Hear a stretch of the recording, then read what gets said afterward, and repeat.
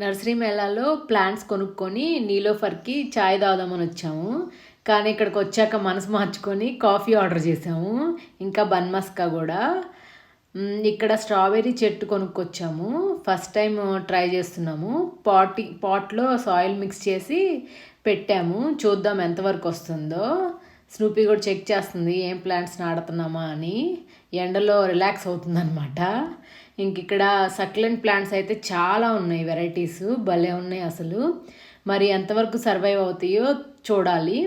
మీరు ఎవరన్నా ఈ ప్లాంట్స్ నాటితే కనుక మీరు బాగొస్తే వీటి కేర్ ఎలా తీసుకోవాలి, ఎన్ని రోజులకు వాటర్ పోయాలనేది కామెంట్స్లో చెప్పండి.